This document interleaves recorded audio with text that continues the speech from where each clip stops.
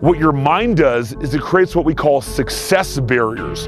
And a success barrier is basically a limiting belief, a limiting self-image, or limiting behaviors which will block you from getting success that you're not prepared to handle. So a limiting belief would be like, oh, the world is scarce, so I shouldn't even try.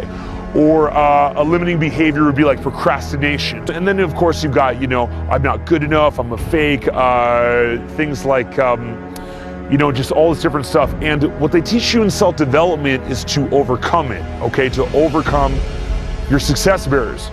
But the reason why these success barriers exist is, again, to create nice, slow progress. You want to develop slowly. You don't want to grow too fast. Because if you grow too fast and you don't have an evolution in your consciousness, you go fucking crazy. But if you grow at a nice, gradual rate, you hit these different traumas that kind of fuck you up. They kind of mentally stifle you. When they hit you, you're like, oh, like this, you're kind of fucked up for a couple of days, or even a couple of years, in my case, from some of the really harsh ones that I've gotten. So there was a lot of different things that kind of gradually allowed me to sort of grow and experience that, learning how to execute on everything, learning how to cope with the added crazy shit going on, learning how to cope with crises, just slowly building it up. And, my kind of hope for this is that after, say, a couple decades of it, I've got a nice, deep, good foundation for success. And really kind of what I hope for you is that you want to achieve the same thing. What I'd say to you is, look, as you're going through your journey, realize that you're gonna have success barriers that hold you back from moving too fast. And that's fine. And you should push into them, just like being at the gym. Just, you hit that next weight level and you gotta push through it and it's gonna hurt.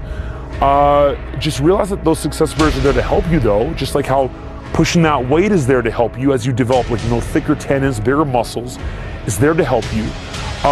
Keep increasing the level of understanding that you have, the complexity. Keep increasing the level of stress that your emotions can tolerate. And I think the payoff, just in my opinion, is like a real understanding of the world and sort of a way of engaging with the world where little petty things don't bother you as much as it bothers a regular person. And it doesn't mean that you shouldn't defend yourself against those things. It doesn't mean you can't stand up for yourself. It just means that you'll have a greater perspective towards all of it. Don't be afraid of emotional trauma, okay? The road to success is basically paved with really cool highs and really low lows.